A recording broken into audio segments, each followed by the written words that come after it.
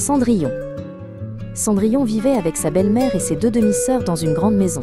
Bien que la maison brillât de richesse, ses journées étaient lourdes de corvées et de soupirs.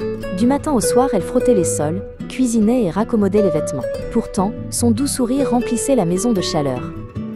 Sa belle-mère l'envoya dormir dans un grenier poussiéreux près de la cheminée. La suite tacha sa robe, et ses demi-sœurs se moquaient d'elle en l'appelant « la fille aux cendres ». Chaque jour, elle cuisinait, nettoyait et cousait avec des mains fatiguées.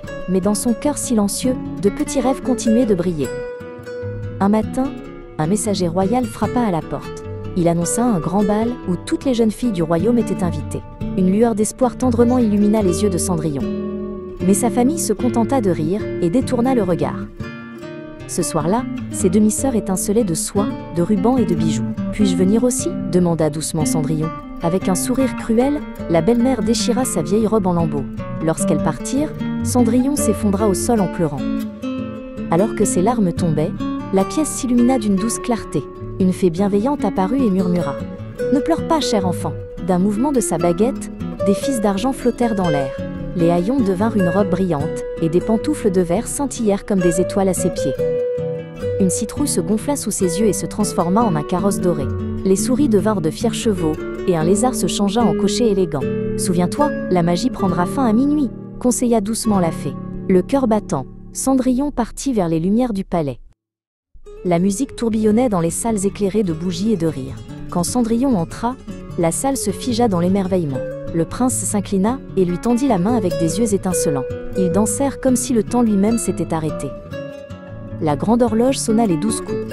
Effrayé, Cendrillon s'enfuit dans l'escalier, sa robe flottant comme un rayon de lune. Le carrosse redevint citrouille, et la magie se dissipa dans la nuit. Sur les marches, une pantoufle de verre brillait comme une étoile tombée.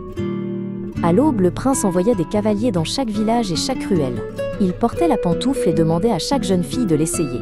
Beaucoup essayèrent sans succès, le verre resta silencieux. Pourtant, le prince refusa d'abandonner sa quête. Enfin, ils arrivèrent à la maison de Cendrillon. Ses demi-sœurs essayèrent de forcer le pied, mais la pantoufle ne céda pas. Quand Cendrillon y glissa le sien, elle s'ajusta comme faite de lumière du matin. Des exclamations s'élevèrent, et la vérité éclata aux yeux de tous. Le prince s'agenouilla, la joie éclairant son visage. « Viendras-tu au palais avec moi ?»